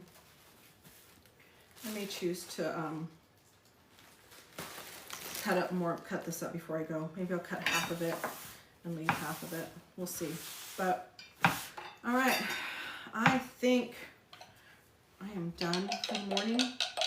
Like I said, I still have the deviled eggs, which I may or may not make for the party. I may just make them for, or maybe I'll just make a deviled egg salad. Screw the deviled eggs. I don't know, we'll see. But I hope you guys enjoyed this live.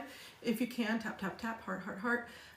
And follow me if you can. If you want to see more stuff, as I bake breads, I'm going to be just going live as long as my kitchen, at least this half of the kitchen, you saw the other half if you were walking around with me. This half of the kitchen is clean. You'll all be baking the breads. And I do bake breads once to twice a week. If I'm having family or gatherings, if I have my son and his girlfriend and friends here, I will bake probably 1 to 2 loaves a day because those kids just go through the bread like crazy. So I'll try to put in my story if I'm planning on going live. I'm not going to go on a schedule right now because I bake when it makes me happy. I bake when I need it. I don't want to bake on a live schedule. And until I get used to lives, I don't want to stress myself out. This is fun for me. Like I said, I have my own website, dish-ditty.com, that I have been running since 2013. And that's been putting all my family recipes on. So recipes has been my passion project. It's mostly collecting the recipes. So when my son is now his age, he wants to have a recipe. I don't have to think about it. I said, just go to the website, son, and look for it there. And even some of this recipes that he did as a kid, he would cook with me and I'd let him make up recipes and I'd put it up on the website, you know, things like that. So anyways, so my live schedule is just going to be haphazard. So the only way you're going to know if I'm going to go live is I'll post it on my story. And hopefully, most of the time, it'll probably be morning time when I'm either insomnia or first getting up, or at dinner time, when I might just put the camera onto the stove and just have you cook with me while I'm making dinner. I cook probably 4 to 5, maybe 6 nights out of the week. We eat a lot of leftovers, so I'll make big batches of things. I'm from a large family, so we're used to making big batches, and I like having leftovers, or I like making a lot of stuff and then eating it for 3-4 days. On the website I made last night, you got to see what I made last night, which was the momofuku noodles. I don't know if you guys have seen those. I think it's all, I know the ads are all targeted, so they know me, they know I like food, and TikTok I'm talking about. And so I got the ads for the momofuku noodles, and I bought them a while back, and then I loved them, and I bought another batch and bought some for a friend, and so those were those I love. They're My husband's Chinese. I'm gonna actually walk you around. I'm gonna show you what we're at sunrise now, so you guys can actually see the sunrise. So I'm gonna put my we're gonna raise this up a little bit. Oh, and you can see my Snoopy. That is, we forgot to take that out one year at Christmas, and it is now a permanent resident in my home. So I take the Momofuku noodles and I doctor them up, usually with other things. So I'm going to take you outside and give you a little bit moment of peace, and you can see the sunrise with me. I turn off the light.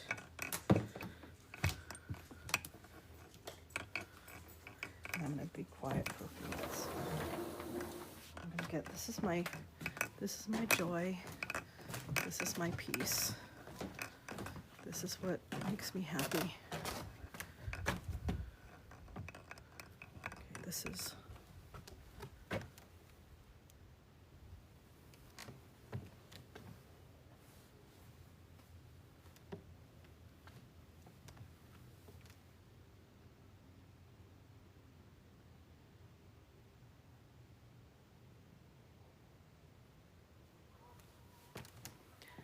Okay, I'm gonna go clean up. I'm gonna leave this on live for a little bit.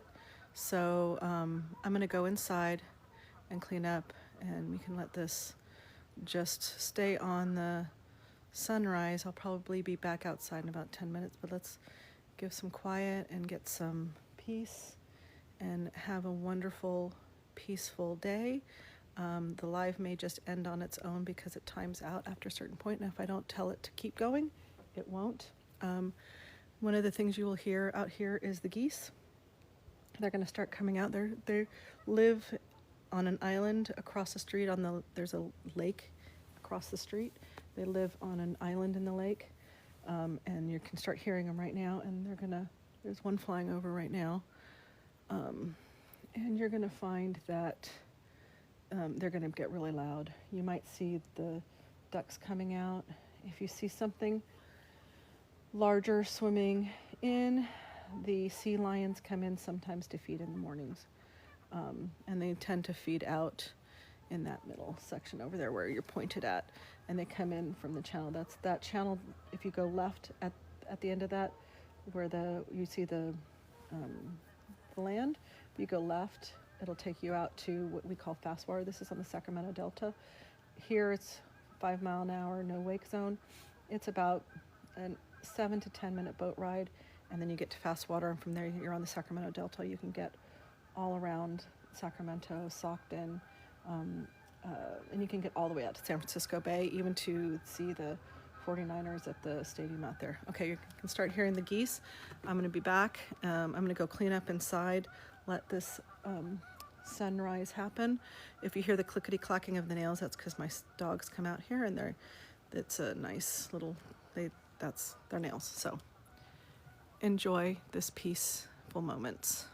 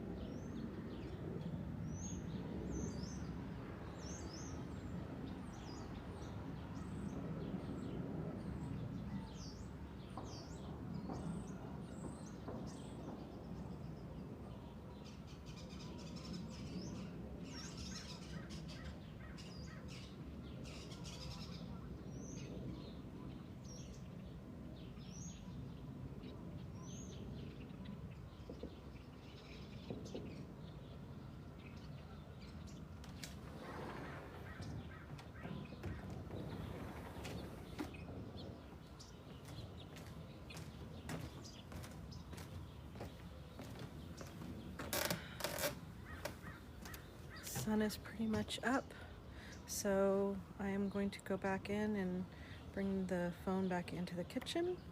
I've got most of it cleaned up, but we have had a wonderful morning here. My insomnia.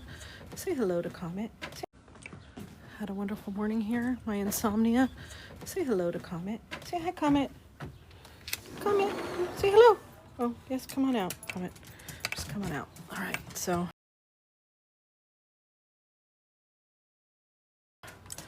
Come on, Comet, come.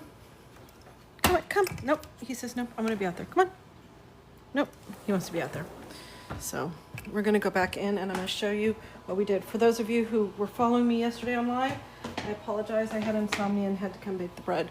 So that is my issue. So here is the bread we baked this morning. We had on live, we spent our time yesterday making 2 different loaves of bread. We made, this is a more traditional bread. Oh, hold on. I don't see, can't see very well. Okay, so I'm gonna go like this. I'm gonna go back to the way I normally am. I'm gonna go here and let's push it down so you guys can see. So that's probably was a really bad way of doing it, wasn't it? Okay. All right, there we go. So we baked 2 loaves yesterday. This one, we made 2 loaves yesterday. Oh, this is not even. Let me straighten me out.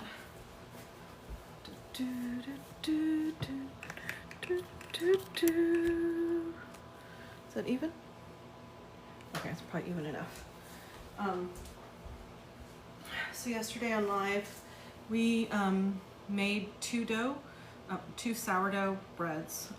One we baked yesterday, one we baked this morning, 2 different types of processes. We have the unloaf, which I actually posted last night. The recipe, you'll see a video with just a video of the bread looking pretty, and just click more on that and you'll have the entire recipe. This is I have a slightly modification to what they do, but it's pretty close to the unloaf. The unloaf is doing the refrigerated starter, which means it is unfed starter.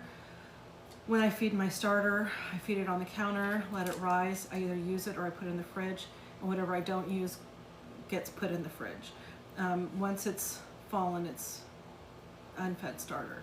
People will call it discard. Discard is, to me, a misnomer because it means that you're throwing it away. And that is the case if you're making your starter from scratch.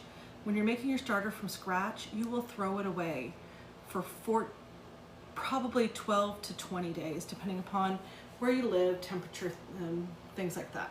So when you're making a starter from scratch, meaning you have no base for this, you start with flour and water, and then you take out, so if you look at the instructions that people give, most of the time it's, say, 50 ounces flour, 50 ounces water, and you stir it up and you let it sit, with a cloth cover for 24 hours. And then they say discard half.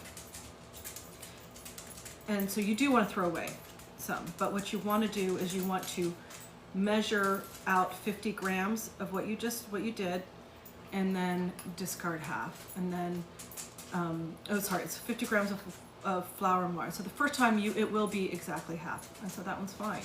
And then you're going to add 50 grams of flour or water and 50 grams of flour. Now you have 150 grams in that jar.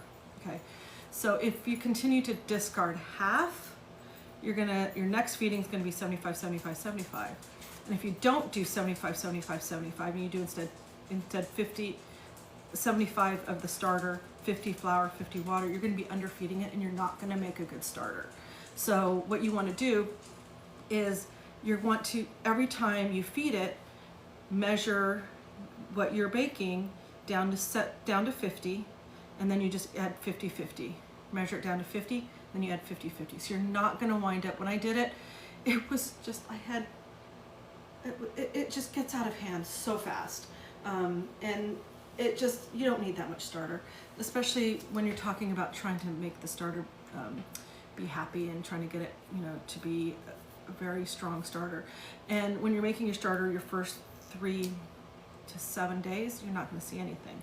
You might see a little bit of bubbly here and there, but it's not going to rise. You'll get 1 or 2 what they call false rises in the first week or so, and that's great. You want it to rise, and that's good. I'm not calling it false rise, meaning it's not ready when it's rising. You think that, oh yay, I'm ready, I can use it. I made that mistake. No, you can't use it. That's when you're going to be like getting the flat bread, and it's going to be dense and not going to do anything. That's kind of just saying, hey, I'm starting to work, and then you'll be like, well, it's not rising anymore. Right, it's not going to rise anymore. Let it go until it has gone 3 consecutive days of doubling. It's not ready. Your starter's not ready. If it takes 3 weeks, it takes 3 weeks. Again, it can be temperature, it can be a moisture in the air, it can be the yeasts that are in the air, the yeasts that aren't in the air. So things that you're doing with a starter, with a fresh starter, don't plan on using it for 3 weeks or more, and just keep it going, keep it going, keep it going. Once you have 3 doubles, then do your first loaf, and do the simple loaf, the traditional loaf that I showed you through Amy Bakes Bread. It is called, again, let's see, Amy Bakes Bread, Beginner Sourdough. So amybakesbread.com, and then search for Beginner Sourdough Bread. It used to be called No Knead Rustic Sourdough, because it is a no knead bread, and it takes 24 to 36 hours from start to finish, depending upon how you do it. It is more traditional, and it does the stretch and folds. I did my earlier lives, we did that all on the live, and I'll do more of these lives where I'm making the breads. As I make bread, I'll just start going live.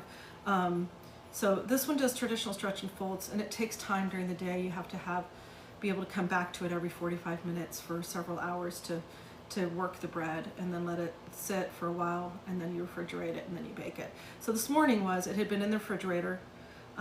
We pulled it out, we scored it, put it in first we put the Dutch oven in the oven and set the oven to 450 and let it heat up and bake. Get everything to temperature. And then we put the dough that we scored on parchment paper that I crinkled, and I had a little sling. We stuck it in the Dutch oven, covered it, baked it for 25 minutes covered at 450, and then reduced the temperature to 400 and removed the lid and baked for another 20 minutes until the temperature is 205 degrees. So that's the temperature you want in your bread. Test the temperature of your bread if you're making sourdough. Again, early mistakes I made, I thought I'd look at the bread and it looks done from the outside. Ooh, look, it has a good color. Like this one's not that dark, but it's done. And you can have a dark bread and not be done.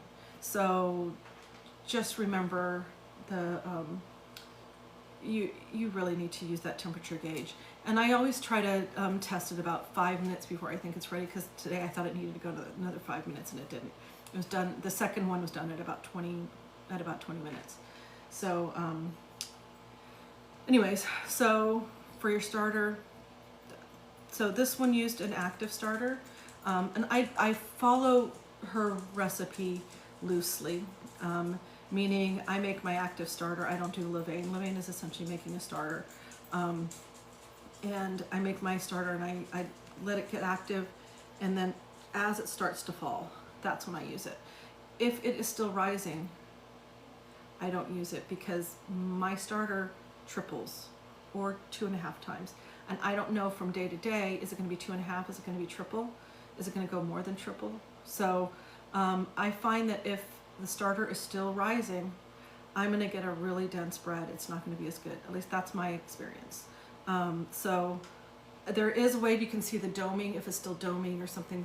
I haven't been able to catch it. So I feed my starter with, I usually do 50 grams of starter to either 100 grams of water and flour or 150 grams of water and flour. The larger of, if you do a double or triple ratio of the flour water mixture to starter, it will rise slower and it will fall slower. So if you do a 1-1-1, I might be fully risen at 4 to 6 hours in the summer and 6 to 8 hours in the winter, and then it'll fall within 2-3 hours, and so I might miss it if I feed it overnight.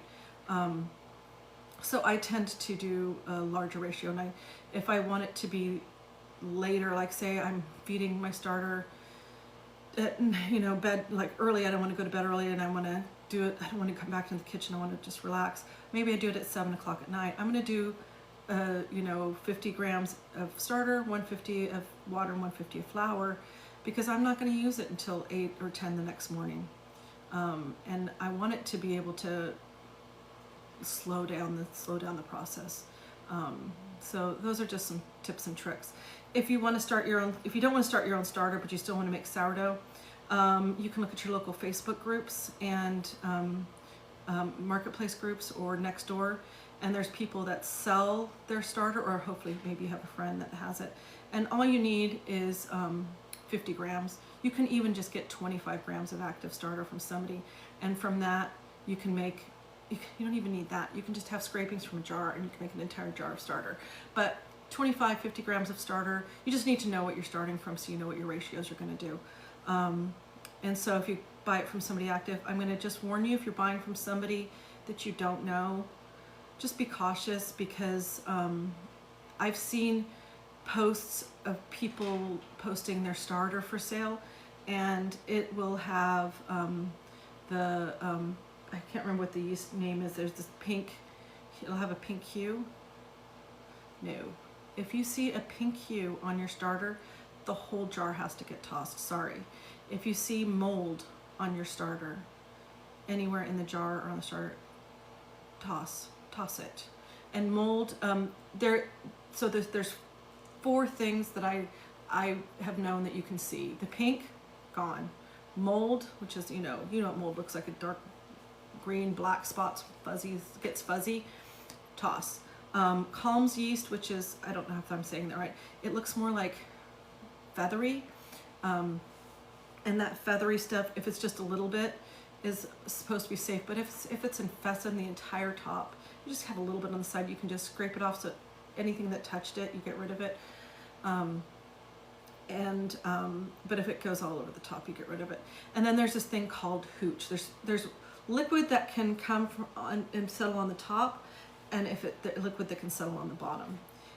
There's liquid settling on the bottom, that means you're not putting enough flour to water to starter.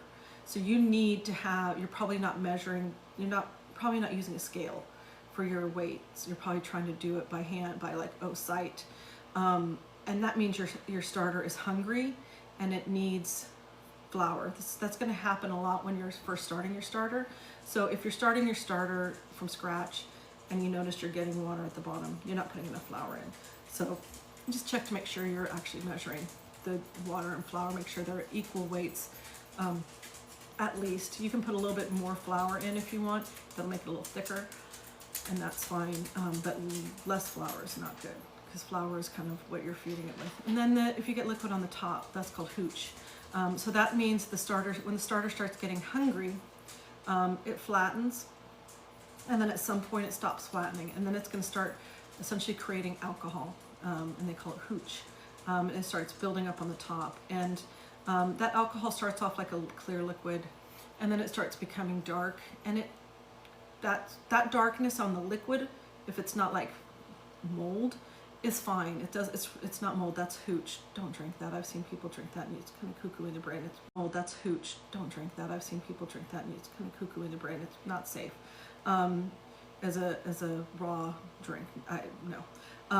If it's a little bit, I will stir it in. I usually pour it off, because some people like that hooch. It will kind of add more acid to your starter and will make it a little more tangier. So I tend to like my sourdough not as tangy, so I pour off the hooch when I have it. And for me, if I'm baking once a week, I won't generate any hooch. And if I'm just taking and creating starter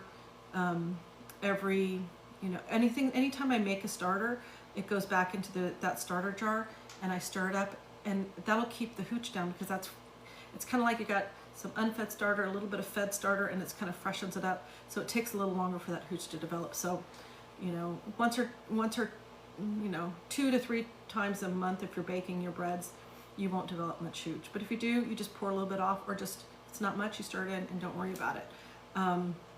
You can also buy dehydrated starter, dried starter, and people will, and I did this and I tested it, and I'm going to try and get some from the TikTok shop that somebody's selling there, and I'm going to test it side by side with mine, and I'll do some lives with it. It'll take 4 to 5 days to make baked bread from it, but we'll kind of go through the process and see, you know, mine versus theirs and how it differs. And then if it is good, then I can actually start recommending a dried starter you can buy on TikTok shop. I don't want to recommend any that I haven't done myself, but I have made my own, taken my starter, dehydrated it, and then rehydrated it, and I've tested that several times now, and had amazing bread by day 4. So I think hopefully the one on TikTok shop is good, and it will have the same results. So I think that's it. I've been on live now for, I really don't know how long I've been on live for. An hour and a half, 2 hours, 2.5. I don't really know. It's been a little. I think I came around 5. I've been on live for 2.5 hours. So again, Amy Bakes Bread is this one. Beginner sourdough bread, also known as no knead rustic sourdough. And then this is the unloaf, which I've already hollowed out. We're going to put spinach dip in that. And that is on my page. If you want to go in, please follow me. I'd love some follows. But go in and click on my profile, and I just posted it last night, the no knead and the unloaf bread. And that is literally, once your starter's going, don't try this loaf until you've been using your starter for about 2-3 months. You really want your starter to be a little more established. So this is for established starter that is unfed and in the fridge. And it's literally the most hands-off. But once you get to that point, it is so hands-off. It's amazing. Also, I'm going to suggest when you're starting off doing your sourdough journey, you might want to always keep like a little jar, a little container of excess starter. So put like 25 grams of starter just in a little container, and keep it in your fridge. And then every like week or so, refresh it, like stir it in, and then put, when you get fed starter, put a new batch in there. That way, if for some reason your main starter jar goes bad, you have a backup. You don't have to start from scratch. If you're doing dried starter, if you have dried starter, get excess. So I think starting with 5 grams is the right amount for dried starter, because you literally can build it, and by day 4 you have the perfect amount of starter for you to make a loaf of bread and then refeed it. Yeah, so I'm just rambling. I think I'm done. I hope you guys have a wonderful morning, and I hope you enjoyed this live. I hope for anybody who sat and watched the sunrise while I did dishes, I hope you enjoyed that. I might just do sunrise. I might just once in a while turn it on and do sunrise. This time it was in selfie mode, so it probably, the colors probably weren't as vibrant as it would be if I had been using the back camera. So I'll probably do that at some point when I'm up and having insomnia. If I'm not cooking, I'll just turn on the live and have it pointed out to the water. So I hope you guys have a wonderful Super Bowl and enjoy all the food and all the festivities. Or if you're not watching it and don't want to, enjoy the quiet of not watching the football game. Have a wonderful day.